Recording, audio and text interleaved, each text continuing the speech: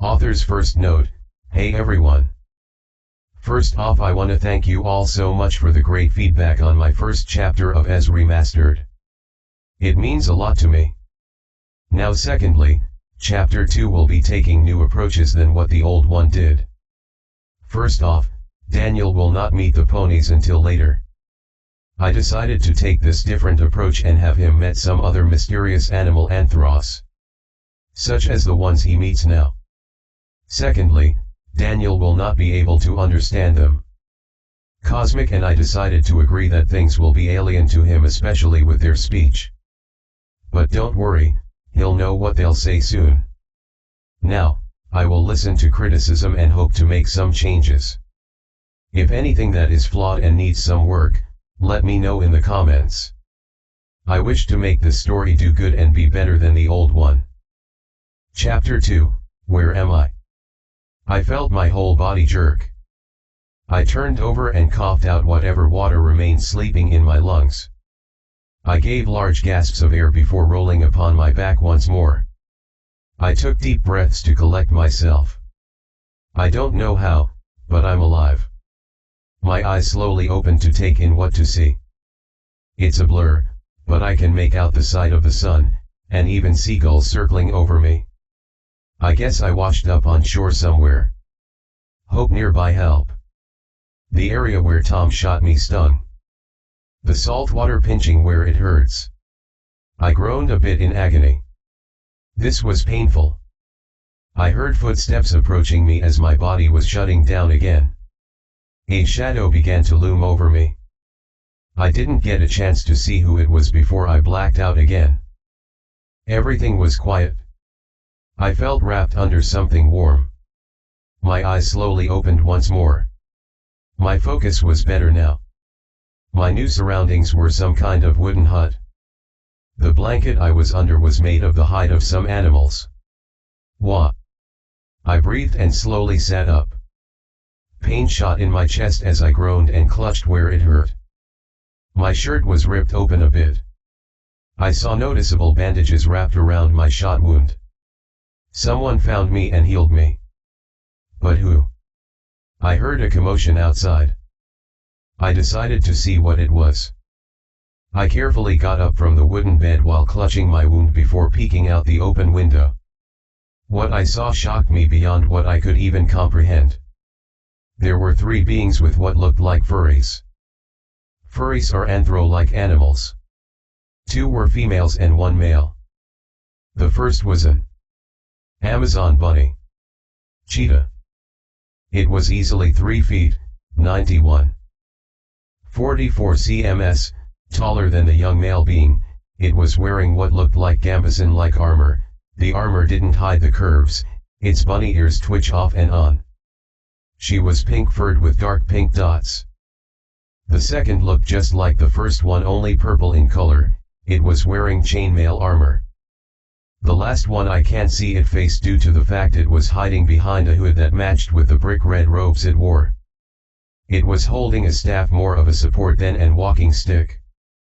I can't describe what the young male looked like, but I know he is male due to the figure that showed a bit from the robes. The 3 seemed to be talking, if I'm guessing. Bhonijau. The purple cheetah bunny hybrid spoke. What did she say? Kalo fuguhubun faa. The pink female spoke back. Yitku binudu fula. The male replied as well. Okay, I have no idea what the hell these 3 were talking about.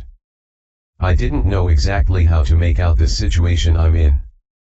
Here I am, in a wooden hut, which probably housed 3 furries speaking in a language I can't understand. This was a lot to process. Whatever they were talking about, I have a feeling I shouldn't be around for it. I decided to sneak out the back window to avoid any attention. I climbed over, but as soon as my feet touched ground, snap! I fucking stepped on a twig. The chat between the 3 froze. Shit. I have to flee. I quickly booked it and jumped into the vegetation nearby. I kept under before seeing the male and pink female approaching. Habuletingya. The male spoke. Iko palhuya. The female mentioned before they ran in the opposite direction. I held my breath and remained quiet for a minute before I figured it was safe to move. I took a quick look around and saw no one. Whew, I breathed and stood up. You would know in my years as a Marine I would be good at this thing. Boy was I wrong. Bokeh. I froze. I slowly turned my head as I was face to face with the purple-furred female furry. She gave me a bright smile. Bokeh. I was then met with a punch to the face and I was knocked out. POV switch. Daniel went down like a bag as the purple female called. Hey Pink, 74, I found the creature. There was rustling before the two furries emerged. Nice work Purple. The male spoke. Thanks. She giggled and picked the unconscious boy up. Punch to the face. Pink grinned. That's my sister. So 74, what do we do with this creature? Purple motioned to Daniel on her shoulder. Tie him up. If he does try to run away again, we'll be sure to teach him a lesson not to. Still surprised he didn't pull up a punch, must have been so shocking to see us. Pink hummed. He is unlike any creature we've ever seen in our travels. He doesn't have fur. Purple wobbled one of Daniel's arms. Hee, skin squishy. I mean he doesn't look biomechanical. He looks more like a hairless monkey. Pink spoke. No, not really. 74 said as he looked closely at the face of the human. He's something. Probably some kind of species we never saw before. The trio brought Daniel back in the hut, but they tied him up in the chair so he didn't escape this time. They sat down as well and waited for him to wake up. Daniel POV. I groaned while my head throbbed. All I remember was that purple hybrid punching me and I blacked out. I opened my eyes again. The first thing I saw was the three sitting in front of me. I jolted back in reflex as I noticed I was tied up. The hell? I asked and struggled. Damn it all, let me go. Bogagatiache. The pink one hissed at me. I took a glance at her and arched a brow. What? Bogagatiache. She repeated. I don't know what the fuck you're saying. I stated. Gia. Qua. Hua. I cringed when she screamed in my face. The fuck is up with this chick? Puba. The male snapped this time at the pink girl. Who by vacancie? The male then turned back to me and looked closely at me, then licked my face with a large thick tongue. Gah! I yelped as saliva dripped. Ah! Oh gross, I tried wiping the saliva off with my shoulder. What was that for? The male hummed at me before he got up and walked around me. He did another unexpected action by rubbing my hair. I blinked. What is he doing? Does he think I'm some kind of pet or something? It then moved to my necklace. I gasped as I pulled it up to inspect it. I gave a small glare. Don't do anything to it. That's my mother's necklace. It looked puzzled at what I was saying. I gave the struggle to slip my necklace out of his hand and gave a warning look. His finger went to open it as it froze. Inside the necklace was a picture of my mother holding me in her arms when I was a baby. He looked, or what I thought was a look, at me in my eyes as he stared upon me. What?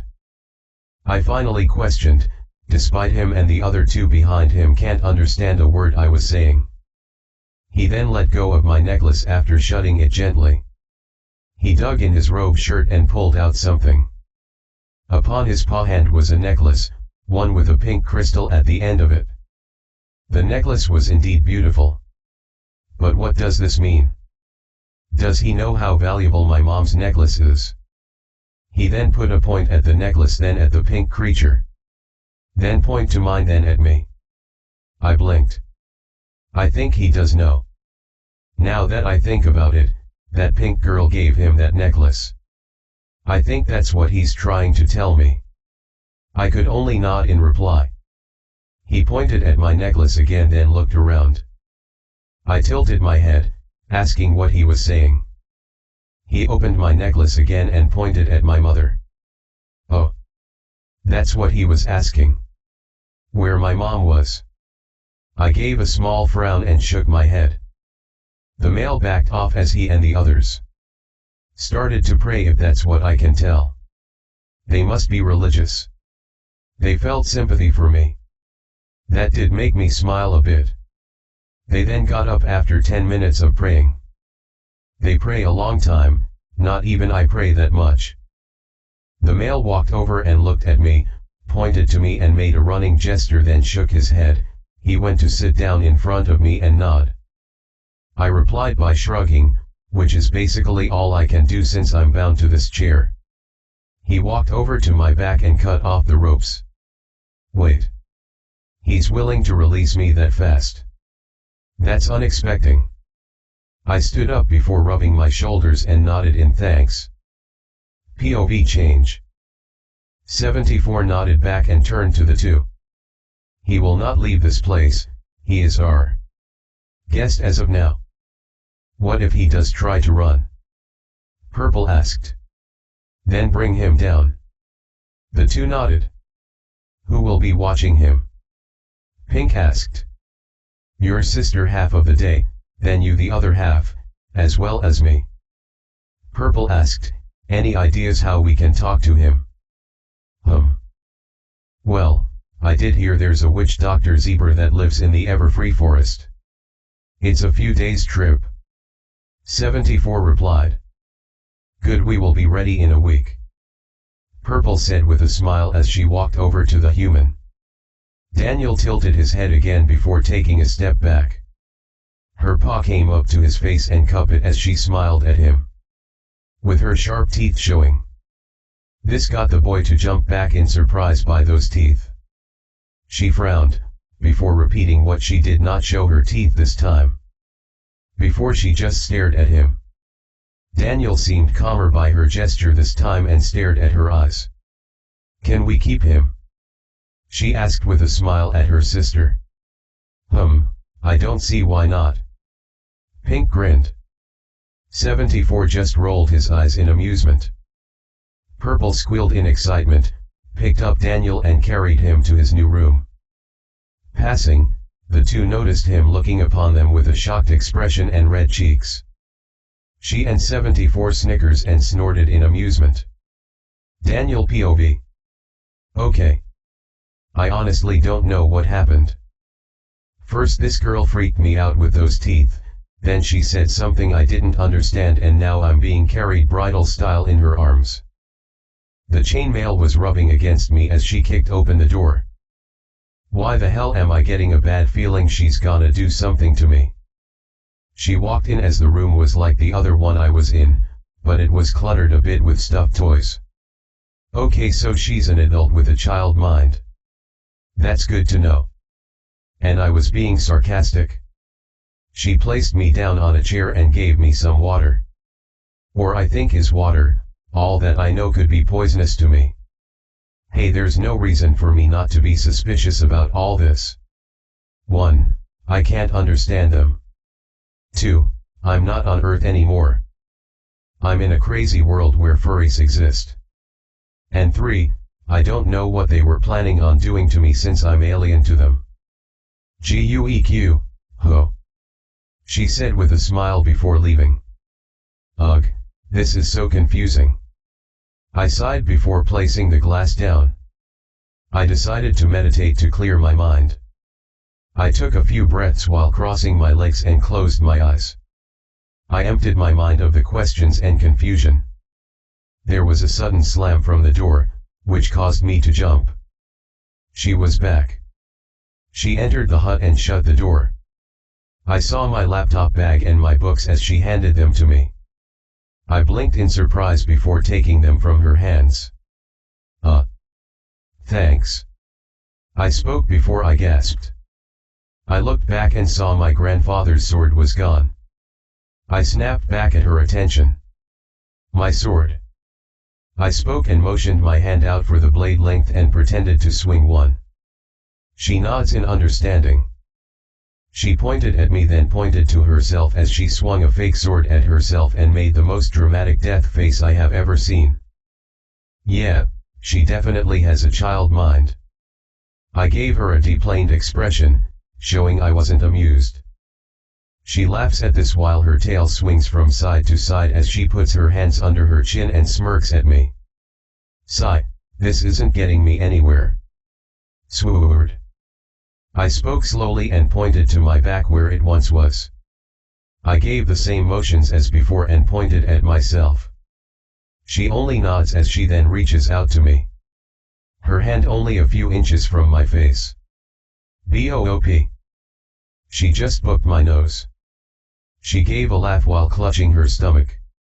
I gave out a frustrated groan and banged my head against the wall slowly. She gaps at this before approaching me, looking over my head to see any blood. She then sat down and forced me down with her as she let me lay next to her as she giggled as she played with my hair. Okay, this is frustrating. My grandfather's sword is missing and she can't understand a word I'm saying. POV change. In the other hut, 74 and Pink were inspecting one of Daniel's possessions that he believed was missing. His grandfather's sword. This sword is interesting. Pink marveled. Look at the design and craftsmanship. Whoever made this blade is a skilled blacksmith. Indeed. 74 nodded before the Pink hybrid sheathed the blade in the holder. So I suggest we head out to find the witch doctor tomorrow by sunrise. Agreed. Pink nodded and placed the sword down. Hope he doesn't give us too much trouble when we get there. True, we can't get him near this weapon, he will try to attack us. I agree. Daniel POV. This hybrid chick has done nothing but caresses my hair for the past few hours. The attempts I made of trying to tell her about my sword missing, she only booked my nose and giggled at my actions. Sigh. I just hope nothing happened to it. She noticed my aggravation before getting up until she sat me up against her legs. WTF was she? These legs were thicker than my torso. I was so focused on what happened to my old man's blade I didn't notice how curvy, big, and thick this chick was. She looked down as she smiled at me, in a mother type of way. I sort of felt my heart skip a beat by that. Her smile was almost identical to my mother's. She then removed her chainmail with a huge thud from the weight of it. Holy shit, how heavy is that thing? I wasn't expecting that kind of weight from simple chainmail. I mean, someone like me is 20 pounds, a little over 9 kgs, but that must have been a ton. The girl sighed and stretched in relief before smiling at me. Hub view Gina. At this point, I don't know what to say to her, so I just shrugged and nodded. She tilts her head a bit before looking over at me, then handed me some more water. I glanced at her with furrowed eyebrows. She made a motion with her hand like she was drinking it. I contacted by making a motion like hers before gagging loudly like I was poisoned. She looked down, then snapped her fingers as she looked around and got one of my water boats and downed it. I blinked by her actions. She finished it up and smiled before pointing at my glass. I sighed in defeat and followed her example since nothing happened to her. I downed the oolong water as it quenched my thirst. She claps slowly as she looks over me, looking to see if anything mysterious or dangerous happened. At least it's nice to know she cared about my health. We soon heard a knock as the male entered with what looked like a wooden plate with food in it. It looks at me and then the purple one. Kujik bup. He said before handing me the plate. The plate itself was filled with fish and had what looked like spice. My stomach growled with hunger. I haven't eaten anything for a while. I hesitantly took off a piece of fish and slipped it in my mouth. A level of flavor burst. I haven't eaten fish this amazing before. Whoever cooked it is a great chef. I started putting more pieces of the fish in my mouth while chewing and swallowing. I see the two eyeing me like some type of pet that gave me food for the first time. This is awkward. Like Jesus, I need to find a solution that allows me to communicate with them in speech. The purple one sat next to me and looked at my face closely as she then smiled, showing her teeth. Fuck, she could rip the muscle off of my bone with those. I shuddered at the thought, but I kept my composure this time. She leaned against me as I felt her rubbing her cheek against me before she licked my face from my cheek to my hair. Ugh, gross. I don't know if I'll get used to that soon. She pulled back and coughed out a hairball. Okay, I'll admit that made me snort a laugh. The male walked over to me and sat in front of me. Kun, wa, thou. Still what he said made no sense. I tried to make him understand by mimicking my lips like I was speaking before pointing to my ears and shook my head. He put a hand on his chin before looking at my necklace and pointed to it, then to the purple girl. I arched my brow and scratched my head with confusion. He looked at me, gesturing. I should open my locket. I don't know what that will accomplish, but I complied. He then pointed to the younger me and then to me, then to my mom, to the female. It must have taken a few minutes before the dots connected. The purple woman wanted to be a mother figure for me. I honestly didn't know how to feel about it. I literally meet them and she wants the role of a mother. This was a lot to process and think over. I communicated by closing my pendant and lowering my head. I felt a hand on her shoulder and the purple girl looked worried written all over her face.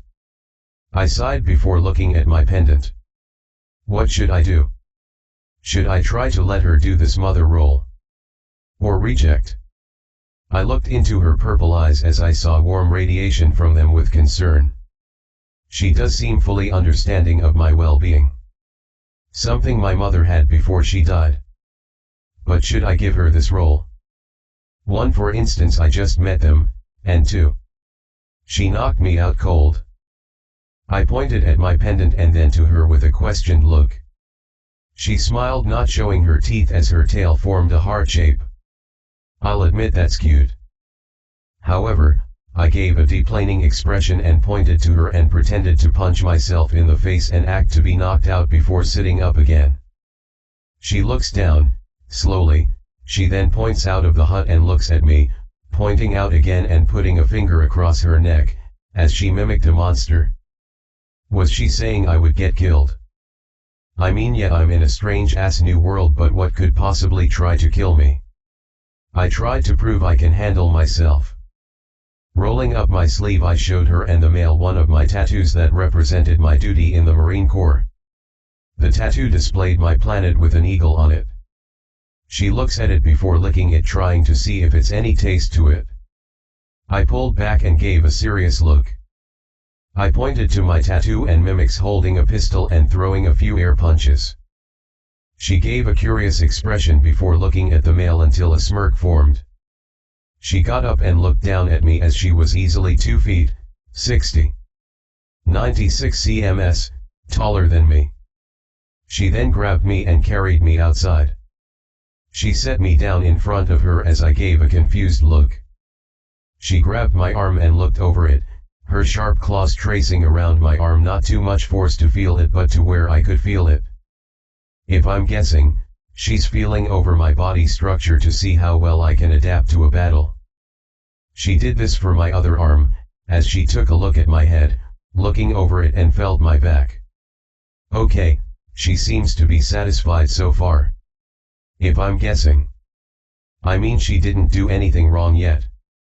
I then felt her claws dig into my back in a massage type of way. I shuddered by the feeling and groaned. Whoa, I'll admit the claws digging in my back felt good. Least it doesn't hurt. She then moved to my legs, looking over them, and then removed my shoes and socks and inspected my feet. She frowned at that part. I mean, it would be reasonable. She and the others weren't wearing shoes. I didn't have the belt up. After inspecting my feet, she kneeled up, and... oh God no. I jumped back and covered my crotch with my hands and gave a warning glare. She just tilted her head from side to side as she pointed at me again, then to herself, then to the hut. I blinked and gave a confused expression to what she was saying while my hands moved away. She then looked at me with half-lidded eyes and a sultry smirk. Immediately my face burned up. I frantically shook my head, knowing she wanted to bring me in and fuck the hell out of me. She then laughed hard. Very hard at this. Wait. She. Oh my God. She fell back on the ground laughing her ass off as I gave an unamused expression and glare. After a few more minutes she got up and looked back at me, as she rubbed my hair as she shook her head in a joking way. I still gave my look and turned around while crossing my arms. That was a pretty low joke even for her. She grabs my shoulder and pulls me around as she grabs a hand me a stick. Again I gave her a questioned look. What is she planning now? She grabbed a stick and gently tapped me, then tapped herself. She grabbed another stick and tapped them together. Oh, she wants to test me in a sword fight. I gave a nod before she gave me one of the sticks. She then points to my belt and lowers it a bit as she nods no. She then points to her chest and nods no as well. That ain't fair, your breasts are like 1/3 of your body weight. I spoke. I mean seriously, looking now her breasts are bigger than any woman I ever have seen. I got a better image of her as she was. Well, thicker than a bowl of oatmeal with a mix of osmium and mercury. If I'm guessing, she has breasts like in an anime. Those knockers were big, man. They looked to be M-cup. She looked at me like I insulted her. Literally I had no section to react as she suddenly jabbed the stick in my gut. Gah! I grunted and stumbled back while holding a hand where she stabbed me. Hey, I wasn't ready. Purple POV. I'm not flat. And keep up your guard. She yelled as she hit the creature again and again, hitting at a different angle. He stumbled and grunted by her impacts before he finally blocked one of her strikes and defended against her strikes. She smiles at this. Good, you're learning. She then kicked under his feet, sending him to the ground as she put a knee on him. Pink, who finally came out of the hut nearby, approached and saw what was occurring. An amused grin formed. So sister, I see you're having fun with your new boyfriend like your girls. What? He's not my boyfriend, sis. She stated while her cheeks burned a bit red. Oh really, wasn't like that when you wanted him in the hut? She said with a toothy grin. I was playing with him. I wasn't being serious about it. Watch out. Pink said as Daniel's stick missed Purple and hit her across the face as she hit the floor. Daniel POV. Finally, I got a hit on her. I guess she was too distracted with whatever the hell those two were speaking of. The purple hybrid caressed where I struck her before glancing at me. I may not see it, but I can feel malice behind them. The purple one got up her face cover in green blood. Foo, I started before she punched me in the face. Gah! I yelled and fell to the ground. Least the punch didn't knock me out. I rubbed her and she punched me before I saw her raise her stick. I quickly rolled to avoid her, but she gripped me with her tail and tossed me, causing me to skid across the floor. Ow Jesus, I groaned before she slammed a foot on my chest. I yelled in pain. Damn it, that hurt. I wheezed. I looked up and saw her licking her wound. She was literally consuming and swallowing her own blood. Ew, that's totally unnecessary. Disgusting. She looked at me and saw I was bleeding. She grabbed me and licked the blood off of me. "Ah, get off me!" I yelped and pushed her back while rubbing my wounded neck. She looked at me, and got on her knees and slowly grabbed my arms. She is so confusing. You really got problems, you know that right? She just smiled at me and licked the blood off of me. I groaned in disgust before the blood was gone. She helped me back up and pat my head. "Gouda," she said with a smile on her face. She then hugged me. I blinked. All I could do was awkwardly pat her back. She then started to hum a soft tune. While I can't understand it, it wounds sweetly. She then pulled back and carried me to the hut. Walking inside, she lay me down on the bed while she just looked at me. This is all I can think. What the hell did I even get myself into?